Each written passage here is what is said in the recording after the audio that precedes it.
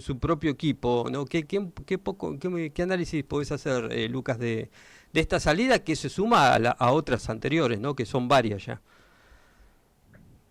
Sí, creo que hay múltiples planos de análisis del hecho, ¿no? Ajá. No solo el modo en que el gobierno toma decisiones, y esto lo digo particularmente en el sentido de, bueno, cómo resuelve la salida de un ministro y cómo administra las relaciones dentro del equipo de gobierno, porque en última instancia eh, gestionar la acción de gobierno es también gestionar los vínculos y las relaciones del equipo de gobierno, ¿no? Ujú. ¿Cuál es el mensaje que se le envía al resto de los integrantes del equipo de gobierno respecto de cuáles son los premios y castigos con los cuales se toman decisiones dentro del gobierno?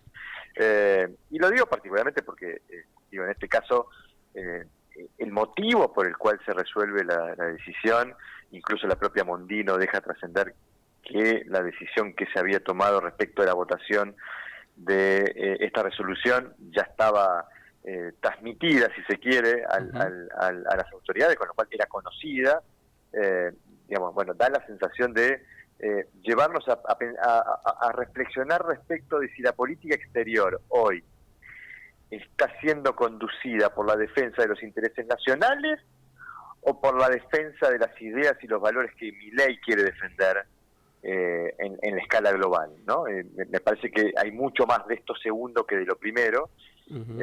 y en algún punto me parece que la resolución deja trasuntar eso, ¿no? Hace rato que la política exterior de este gobierno parece ser una política de promoción del liderazgo personal de Milei a escala global, que ha sido una tarea a la cual Milei le ha dedicado tiempo y esfuerzo, ¿no? Porque durante toda la primera etapa, hasta que después se empezó a cuestionar esto, Milei se la paseaba por todo el mundo dando discursos y recibiendo premios en donde no hablaba de los intereses estratégicos del país, no hablaba de los intereses nacionales, hablaba de sus ideas y sus valores y de cómo esas ideas y valores debían ser, eh, digamos, puestos en valor para defender a Occidente en los términos que plantea el presidente, ¿no? Con lo cual, hay ahí toda una cuestión de, bueno, ¿cuál es el motivo por el cual se toma esta decisión? Después Ujú. está cómo se gestionan las relaciones dentro del equipo de gobierno, y lo digo particularmente volviendo a un hecho que fue la decisión de solicitarle la renuncia a Nicolás Pose,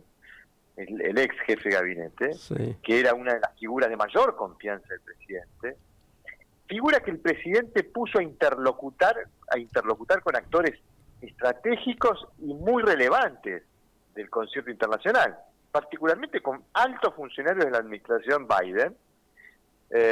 Lo señaló como un interlocutor de confianza para esas conversaciones, incluyendo entre ellos al titular de la CIA, ¿no? Ujú. Sí. Hola.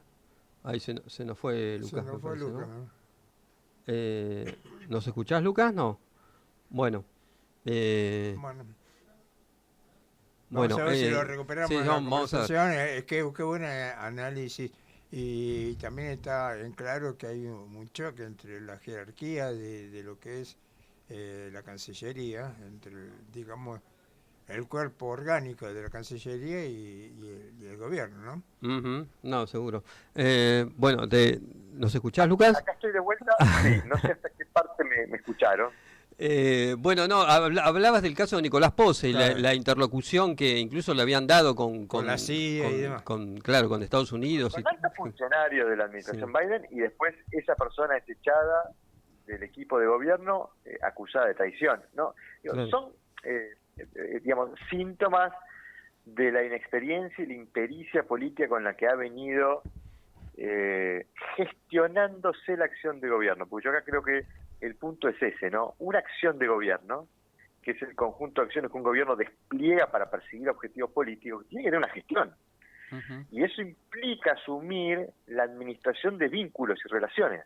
La acción de gobierno se gestiona administrando relaciones. Uno tiene que interactuar con múltiples actores y esas interacciones tienen que estar acondicionadas de un modo propicio para perseguir los objetivos políticos de la acción de gobierno. Bueno, creo que ahí es donde yo veo el mayor déficit de esta gestión, que es Ujú.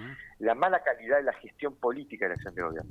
Ahora, Lucas, la salida de Mondino es como que deja cada vez más aislado a Guillermo Franco, ¿no? Si uno tiende a dividir entre halcones y palomas del gobierno, digamos, una de las pocas palomas que ya queda es Guillermo Franco, que justamente es el gran negociador del gobierno. Parece cada vez más aislado en ese punto y parece mucho más que el ala dura del gobierno incluso sobreactúa, ¿no? Lo que piensa Milei. No sé cómo analizas esto.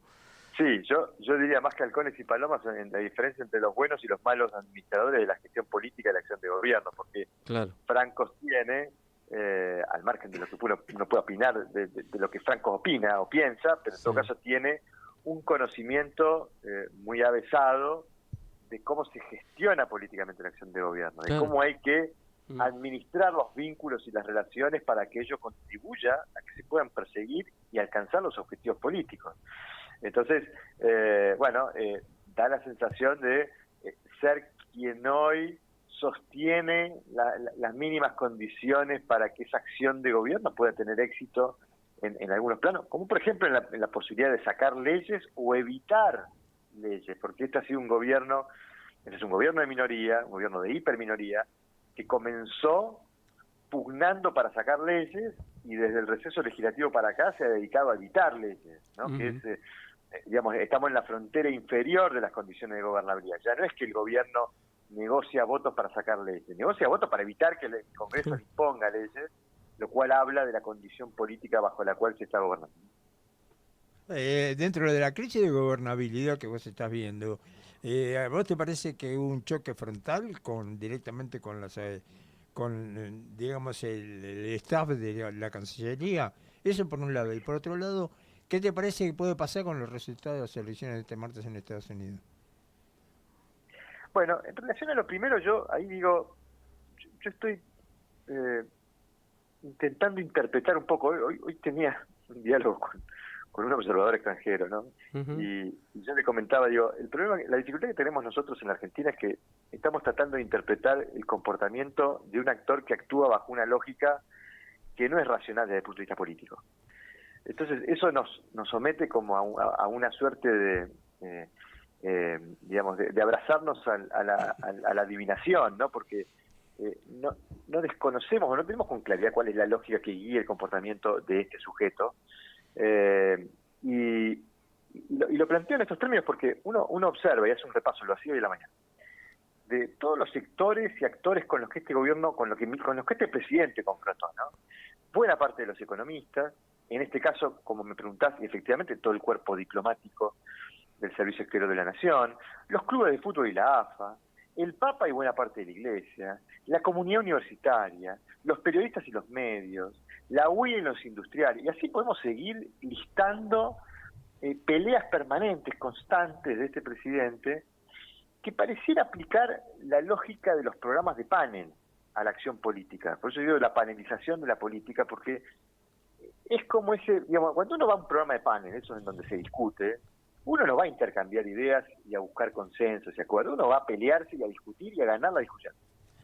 Y muchas veces ganar la discusión no es tener el mejor argumento, es lograr encontrar un argumento que la contraparte no puede responder y que el público vea que con ese argumento yo estoy imponiéndome discursivamente a ese interlocutor, ¿no? Y pareciera ser que la política está conducida con esa lógica, ¿no? Como si tomo el ejemplo de la discusión sobre el financiamiento universitario, porque hacíamos un ejercicio esta semana en la consultora, estamos haciendo análisis de la conversación pública digital, lo que se conoce como el social listening, o sea, escuchar la conversación pública digital. Y le pedía a los miembros del equipo, busquemos cómo evolucionó el nivel de menciones en la conversación pública digital de dos términos: financiamiento universitario por un lado, auditoría a las universidades por el otro. Sí. Y lo que ha pasado es que en los picos de la sanción de las leyes, en las marchas, se discutía financiamiento universitario, se ha dejado de discutir financiamiento universitario y ahora aparece en la conversación pública digital, impulsado por el gobierno, mucho más presente las menciones a las auditorías, como si el tema fundamental y principal fuera las auditorías. Y no estoy diciendo que no son importantes o relevantes, sino que digo, se corrió de eje la discusión central. Y esta es parte de esa estrategia de discusión de panel, en donde yo encuentro un argumento, donde me puedo imponer a mi interlocutor y me obsesiono con ese argumento, y no me importa la discusión central, no importa si no estoy discutiendo lo importante. Yo sé que acá le gané la batalla, y machaco, y ahí lo tienen al titular de la CIGEN yendo por todos los escritorios, haciendo las presentaciones correspondientes, diciendo que no lo dejan habilitar. Digo, me parece que hay una acción política que está conducida con esa lógica de panel, y creo que acá pasa lo mismo, algo, digamos, con un sujeto, que es el cuerpo diplomático del servicio exterior, que es, si se quiere, los tipos que tienen que estar más sujetos a normas y procedimientos en el relacionamiento con el resto de los estados en el concierto internacional. Es decir, la política exterior tiene que estar conducida por ciertas normas, ciertos protocolos que no se pueden obviar, porque el relacionamiento entre los estados es una acción compleja, porque hay valores distintos, culturas distintas, con lo cual hay que ejecutarlo con mucho profesionalismo. Un vínculo con el resto de los estados del mundo que mira y desprecia, pareciera no depositar ningún tipo de interés en construir vínculos con otros mandatarios, en relacionarse con otros estados. No ha tenido reuniones bilaterales, va a los encuentros a los que los invitan y no habla, prefiere encontrarse con empresarios y no con presidentes. Es decir, hay todo ahí, me parece que más allá del enfrentamiento con el cuerpo diplomático, por esta obsesión de imponer su propia agenda ideológica, que es la que él quiere promocionar a través de su política exterior, me parece que hay un desconocimiento también de la práctica de la política exterior, que tienen procedimientos y normas que son muy estrictos y que son necesarios, atravesar, porque es la forma en que uno se relaciona con los que son distintos, para que no se ofendan, para que la relación pueda prosperar, para que se pueda construir un vínculo. Bueno, son algunos de los aspectos inentendibles que tiene la acción de este gobierno. Y yendo a lo de Estados Unidos, bueno, yo digo, si yo miro las encuestas, yo tengo que decir que en las últimas 2 o 3 semanas ha crecido muchísimo las chances de triunfo de Donald Trump. Sobre todo prestando la atención a los estados que son los que van a definir la elección, que son 6 o 7 estados en donde la elección está pareja, y que son los que terminan de inclinar el colegio electoral para un lado y para otro, ¿no? Wisconsin, Michigan, Pensilvania, Georgia, Nevada, Arizona, Carolina del Sur, digamos, ahí podemos tener la disputa, pero yo te diría particularmente por cómo está confeccionada la distribución de los apoyos, lo reduciría a 3, Michigan, Wisconsin y Pensilvania, y hasta diría Pensilvania, ¿no? Como el estado más peleado y más crítico de la elección. Bueno, en esos 3, Donald Trump ha venido recuperando terreno, eran 3 estados que los tenía con ventaja Harris, pero se han emparejado en Pensilvania, emparejado en Michigan, y la distancia de Harris en Wisconsin se ha achicado mucho, con lo cual estamos en márgenes de errores muestrales de las encuestas, pero está claro que la tendencia ha sido favorable a Trump. Veremos qué ocurre. Yo digo, la verdad, a esta altura, espero que el triunfo sea de Trump, porque si el triunfo no es de Trump, digamos, vamos a ver a un expresidente denunciando fraude por todos lados, porque las encuestas lo están mostrando como favorito, incluso las apuestas lo están mostrando como favorito. Pero bueno, no deja de ser una circunstancia en la que habrá que verificar los votos y, como siempre ocurre, las sorpresas pueden estar y nos encontramos con un triunfo de Harris, ¿no? Ahora, Lucas, si se da esta posibilidad, esta hipótesis de que gana Trump, a Milei de alguna manera viene sosteniendo esa idea, ¿no? de que un eventual triunfo de los republicanos puede de alguna manera beneficiar a Argentina en la negociación con el fondo. ¿Puede ser tan determinante para Argentina un triunfo de los republicanos o pasa por otro lado la cosa? Bueno, el vínculo con Estados Unidos se ha vuelto un vínculo muy estratégico para la Argentina, sobre todo por el peso que tiene Estados Unidos en el Fondo Monetario, que es una suerte de auditor que estamos teniendo en nuestra economía a propósito de aquel famoso préstamo que tenemos con el organismo. Con lo cual, es una elección importante.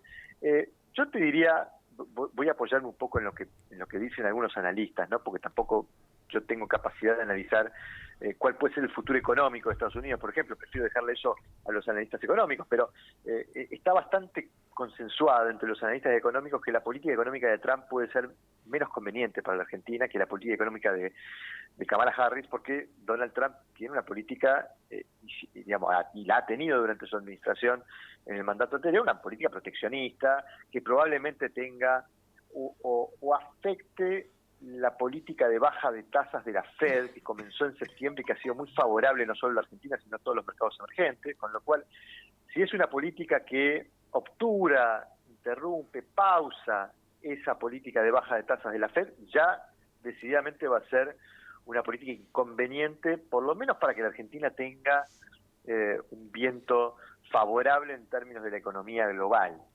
Ahora, en términos políticos, uno puede decir, bueno, seguramente Milei se va a entender mucho mejor con Trump, eso es cierto, hay muchas compatibilidades.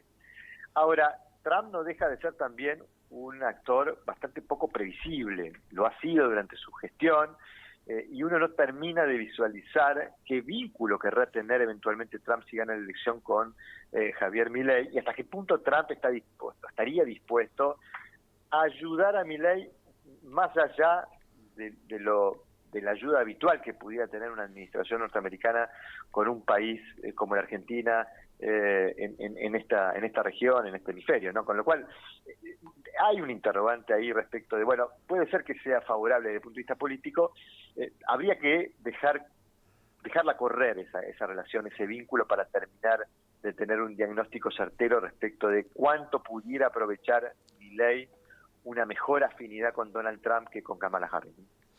Con respecto a lo que de alguna manera vas a definir como una administración que opera como un autito chocador, ¿no? Que choca por todos los frentes. Sin embargo, eso aparentemente a Milei o a la gestión de Milei le está aportando algún beneficio según las últimas encuestas. Está creciendo supuestamente en imagen. Bueno, a ver, definamos un poco los términos del beneficio. Por lo menos en nuestros registros nosotros venimos viendo un proceso de deterioro en la imagen de Milei que no se detuvo en octubre.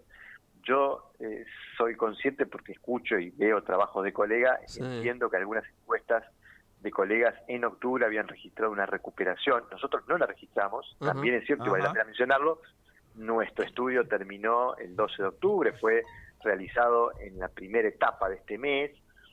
Era un mes que comenzó, recordemos, 2 de octubre fue la marcha universitaria, después vino la resolución del Congreso con la confirmación del veto, es decir, el gobierno venía de 30 días muy complejos, con lo cual no nos sorprendió a nosotros que no se revirtiera. Algunos trabajos posteriores están verificando alguna recuperación, veremos qué ocurre en lo que pasó en noviembre, pero en todo caso, digo, uno podría decir, bueno, digamos, si yo me guío por los registros, no estoy viendo una verificación de que la confrontación termina siendo favorable al gobierno. Ahora, la pregunta a hacerse, más allá de esto, porque después uno podría cuestionar los números y cuestionar, digamos, la fuente, con lo cual corramos los números entonces de discusión. Yo digo, ha estado de Empoli acá por Argentina estas últimas semanas y la verdad es que digamos, sus categorías de análisis ofrecen un marco conceptual muy interesante para analizar la Argentina, sobre todo esto de que, y él lo mencionó mucho en algunas conferencias que dio acá en la Argentina, estoy hablando de Giuliano de Empoli, ¿no? El autor de Los Ingenieros del Caos y El Mago del Kremlin, esos dos libros que se han vuelto muy entretenidos para entender la Argentina de Milei, ¿no?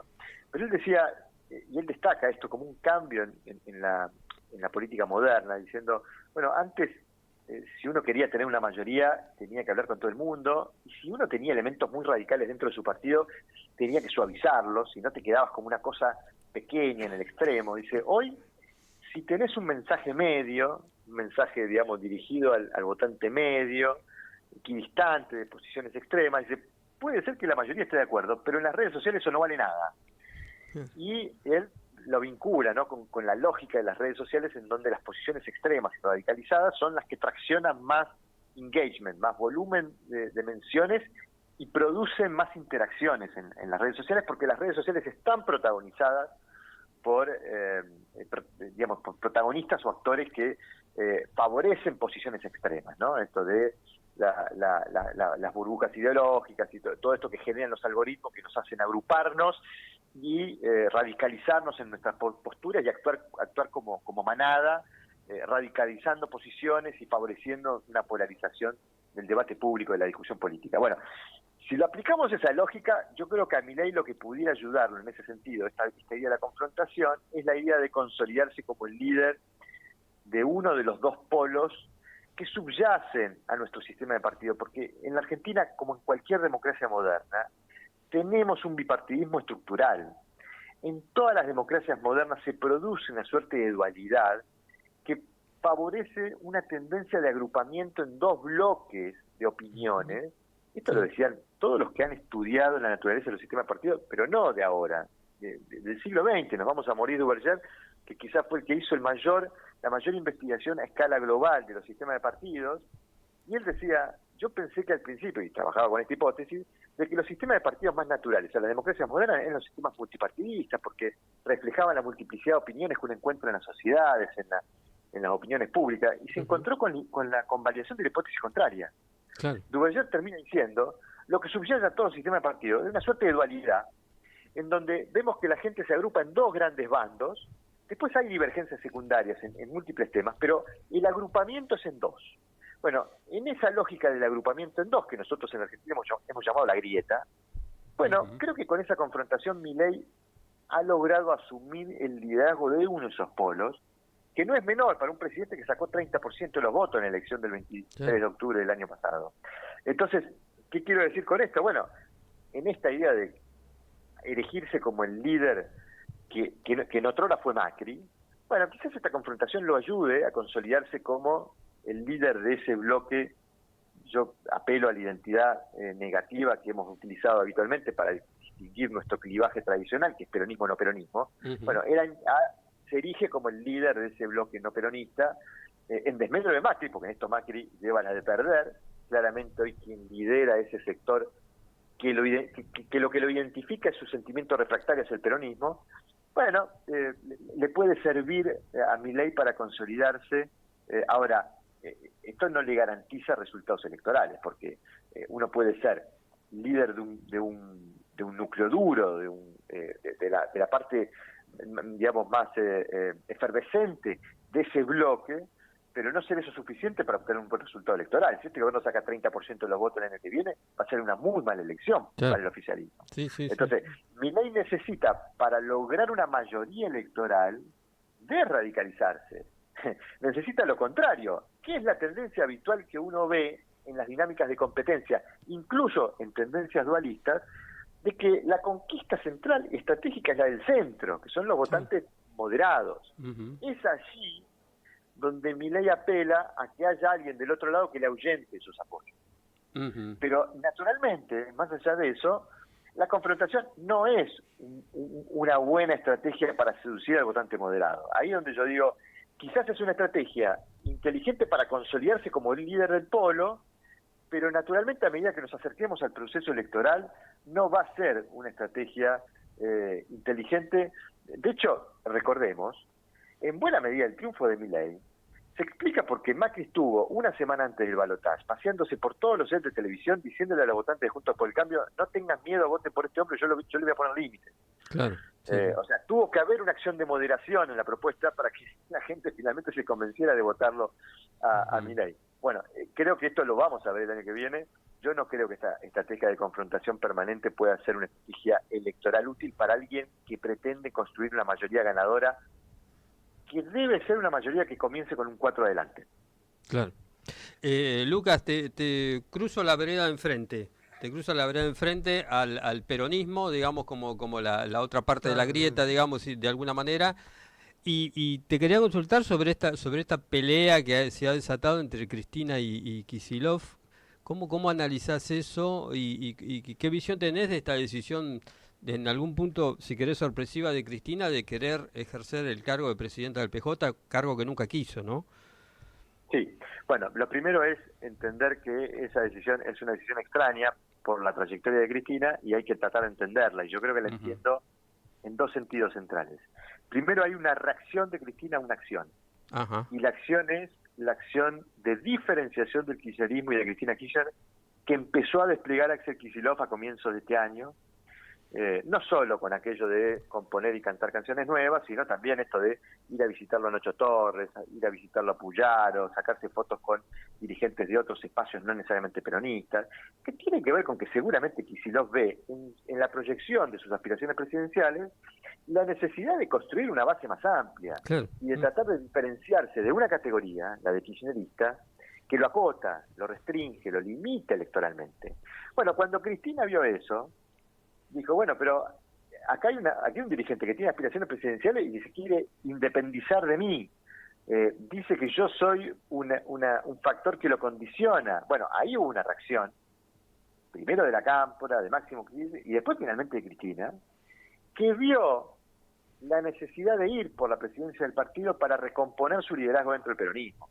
Cristina sale muy golpeada del fracaso del Frente de Todos, sobre todo internamente dentro del peronismo, y creo que sintió que esta vez necesitaba, digamos, tomar control del partido para desde ese lugar confrontar contra aquellos que desafiaban su liderazgo, pero también un mensaje hacia Kicillof, porque fue muy clara Cristina en tratar de lograr que Kicillof se definiera. O estás a favor mío o estás en contra mía, tenés que decirlo. Sí. Y Kicillof trató de hacer equilibrio y Cristina lo forzaba a tomar esa decisión. Cristina y su gente, ¿no? Sí, sí. ¿Por qué ocurre todo esto? Bueno, porque ha nacido un conflicto entre dos actores que tienen la misma aspiración. Porque si Kicillof quiere ser candidato a presidente, bueno, Kicillof se acaba de enterar en estas últimas semanas que Cristina también quiere ser candidata a presidente. Y creo que en esa estrategia de ser candidata a presidente en 2027, Cristina planea o planifica que necesita primero controlar el partido, después ser candidata en la provincia de Buenos Aires y revalidar su liderazgo desde un triunfo en la provincia de Buenos Aires en la elección legislativa del año próximo, y desde allí empezar a construir su carrera presidencial 2027, que dependerá de muchos factores, pero entre otros de su propia competitividad. ¿Hola? Sí, ahí se nos fue. Se nos fue. Sí, ahora sí, ahí te escuchamos, decía, la aspiración presidencial de Cristina dependerá de muchos factores, entre otros de su competitividad electoral. Ahora, ¿por qué Cristina aspira a ser candidata a presidenta? Bueno, porque en toda planificación de una estrategia política uno aspira a la de máxima, para después eventualmente negociar otra cosa. Si a Cristina no le da para ser candidata a presidenta y Cristina tiene que ofrecerle el apoyo a Kicillof, bueno, eso va a ser en el marco de una negociación donde seguramente Cristina va a querer la provincia de Buenos Aires. Claro. Y bueno, vos sos candidato a presidente, dame la provincia de Buenos Aires. Entonces, a Cristina, digamos, en su condición de debilidad que atraviesa después de la frustración de la gestión del Frente de Todos, sintió que necesitó capturar el partido, ser candidata en la provincia de Buenos Aires y desde allí disputar la discusión política electoral de 2027 con este actor, Axel Kicillof, que demostró que tiene intenciones de emanciparse de su liderazgo político. Entonces, por eso digo, es una reacción la de Cristina, por eso se entiende esta rareza de ir por la presidencia del partido cuando siempre le rehuyó a burocratizar partidariamente su figura, y creo que ha nacido una discusión política que atravesará el peronismo de aquí al 2027, que es, bueno, la discusión de quién es el candidato en 2027, si Axel Kicillof o Cristina Kirchner. ¿Y cómo ves a Kicillof dando pasos? ¿Vos creés que va a seguir de alguna manera manteniendo esta suerte de intento de emancipación? ¿Lo ves? Porque ha dado algunas señales en las últimas horas en el sentido de intentar bajar el tono de la pelea con Cristina, pero parece que del otro lado no están muy contestes en darle la mano a Kicillof. ¿Cómo ves? Yo creo que el kirchnerismo va a tratar de cobrarse con gestos de alineamiento que seguramente le costará encontrar en Kicillof, y Kicillof va a tratar de naufragar esta situación, no va a ir al choque y al conflicto con Cristina Kirchner porque sigue aplicándose aquella fórmula de que sin Cristina no se puede, con Cristina no alcanza, y creo que Kicillof lo tiene claro, necesita a Cristina adentro y eventualmente después ir a buscar lo que le falta o lo que sea necesario para construir una mayoría ganadora. Entonces, me parece que va a ser una estrategia de tratar de administrar ese conflicto que ha emergido con Cristina Kirchner, de un dirigente que tiene ventajas frente a la aspiración de Cristina. ¿Y cuáles son las ventajas? Bueno, venimos de una etapa en donde el electorado demandaba cosas nuevas. La idea de componer canciones nuevas tiene que ver con que la Argentina o la sociedad argentina y el electorado argentino mayoritariamente demandó cambio el año pasado. y demanda cambio, demanda otras soluciones y otras respuestas que el peronismo no le dio en las experiencias recientes pasadas. Entonces creo que ahí Kicillof tiene una ventaja, que es presentarse como algo nuevo. Deberá ser hábil en que la presentación de eso nuevo no vaya en detrimento de ese pasado que Cristina sigue protegiendo y tratando de poner en valor, pero que no le alcanza a Kicillof para construir una mayoría electoral ganadora para ser presidente en 2027. Entonces, habrá que ver cómo administra esa tensión, ¿no? De administrar ese vínculo conflictivo con Cristina, de ofrecerle a la gente la idea de que allí está surgiendo algo nuevo y de que esa estrategia de ofrecer algo nuevo no choque con la pretensión de Cristina de seguir poniendo en valor ese pasado que sigue cuidando, que fue su experiencia como presidente entre 2003 y 2015, para hablar de todo el periodo kirchnerista. Lucas, mil gracias, muy claro como siempre. Muchas gracias y bueno, te mandamos un abrazo. Gracias como siempre. Un placer, un abrazo grande a todos. Chao. Bueno, pasó Lucas Romero, bueno, lo exprimimos bastante a Lucas, pobre.